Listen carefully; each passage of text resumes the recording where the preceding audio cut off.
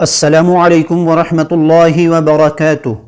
تبلیغی مرکز رائے وینڈ کی طرف سے ایک خط تمام مراکز کے نام لکھا گیا ہے۔ جو خط لکھا گیا ہے یہ 8 مئی 2025 کو لکھا گیا ہے۔ یہ خط امیر تبلیغی جماعت مولانا نذر الرحمن صاحب کی طرف سے پاکستان کے تمام مراکز کو لکھا گیا ہے، جس کا عنوان سماعت فرمائیں اور اس کو سن کر پھر آگے اپنے اپنے مراکز میں اور اپنے اپنے احباب کے ساتھ ضرور شیئر فرمائیں۔ بسم اللہ الرحمن الرحیم۔ مدرسہ عربیہ رائے وینڈ بخدمت جناب احباب، السلام علیکم ورحمۃ اللہ تعالی وبرکاتہ۔ امید ہے تمام احباب خیریت سے ہوں گے اور دین کی عالی محنت کو سیکھنے اور سکھانے اور سارے عالم میں عام کرنے میں دن رات مشغول ہوں گے۔ اللہ تبارک و تعالی آپ احباب کی محنت کو قبول فرما کر سارے عالم کے لیے ہدایت کا سبب بنائے، آمین۔ میرے عزیزو، انسان پر آخرت میں ہمیشہ کے لیے دو ہی حال ہوں گے، یا تو انسان اللہ جل شانہ کی رضا میں رہے گا یا اللہ تعالی کے غضب میں رہے گا۔ اس کی رضا جنت اور اس کی نعمتوں کی مختلف شکلوں میں نظر آتی رہیں گی، اور اس کا غضب جہنم اور اس کی تکلیفوں کی شکل میں نظر آتا رہے گا۔ غور کیا جائے تو در حقیقت میں دنیا میں بھی دو ہی حال ہیں جو قابل توجہ ہیں، یا تو اللہ جل شانہ کی رضا میں انفرادی اور اجتماعی زندگی کے حالات میں نظر آتی رہیں گی، یا اللہ جل شانہ کا غضب انفرادی اور اجتماعی زندگی کے حالات کی شکل میں نظر آتا رہے گا۔ اس کے نبی صلی اللہ علیہ وسلم کی زندگی کے سب سے سخت دن میں طائف کے دن حضور صلی اللہ علیہ وسلم یوں عرض فرما رہے تھے کہ اے اللہ، اگر آپ ناراض نہیں ہیں تو مجھے ان سارے حالات کی کوئی پرواہ نہیں ہے۔ ڈر تو یہ حالات کا ہے، بگاڑ تیری ناراضگی کی علامت تو نہیں۔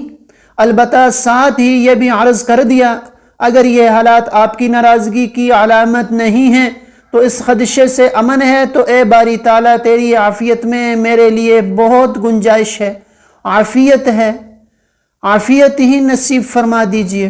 اللہ رب العزت دنیا میں حالات اس لیے بھیجتا ہے کہ بندہ اپنا رخ درست کر لے، اپنے اعمال اور ایمان پر نظر کر لے۔ یہ حالات تو غیبی نظام کے تحت چل رہے ہیں، اور اس کے غیبی نظام کی بنیاد اللہ تبارک تعالیٰ کی رضا یا اس کا غضب ہے۔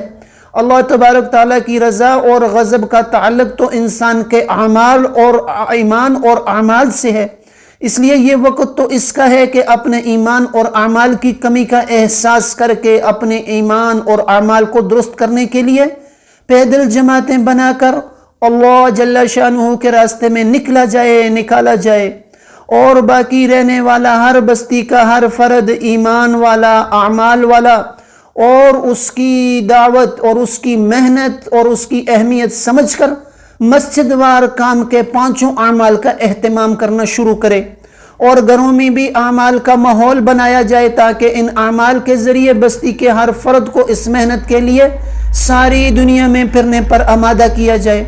ہمارے ذمے نیت اور محنت اور دعا ہے، اس میں کمی نہ آئی تو انشاءاللہ اس کا اثر ضرور ظاہر ہوگا۔ اللہ تعالیٰ قبول فرمائے۔ اللہ تبارک و تعالیٰ کے فضل سے ہمیں ایک ایسی محنت ملی ہے جو اپنے اصول پر آ جائے تو اس کا اثر سارے عالم پر اور قیامت تک آنے والے آخری انسان تک پہنچے گا۔ سابقہ کمی پر استغفار ہو تو اللہ تعالیٰ کمی بھی معاف فرماتا ہے اور اس کے تمام اثرات بھی ظاہر کر دیتا ہے۔ اس کے بعد کام کے تقاضوں کو اپنے تمام تقاضوں پر مقدم کرنا اور اللہ تعالیٰ کے دین کی مدد میں لگ جانا اللہ جل شانہ کی مدد حاصل کرنے کا سب سے مضبوط وظیفہ ہے۔ گھروں پر بھی اعمال کا اہتمام ہو، چلتے پھرتے لا یعنی میں مشغول ہونے کے بجائے مسنون دعاؤں میں اپنے آپ کو مشغول رکھیں۔ مسنون دعاؤں میں علماء کرام یہ دعا بھی بتاتے ہیں، اللہم استر عوراتنا وآمن روعاتنا، اور اللہم انا نجعلک فی نحورہم ونعوذ بک من شرورہم۔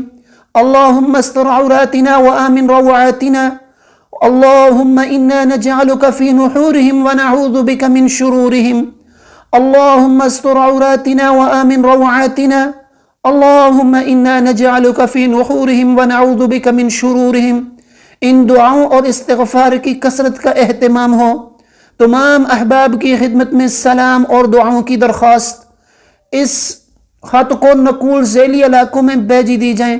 والسلام بندہ نظر الرحمن عفی عنہ۔ یہ خط رائے ونڈ مرکز کی طرف سے آپ حضرات کے ساتھ پیش کیا گیا ہے۔ آپ حضرات بھی ان دعاؤں کا اور استغفار کا اہتمام کریں اور کوشش کر کے اس خط کو سارے انسانوں تک، ساری دنیا کے مسلمانوں تک اس کو پہنچائیں۔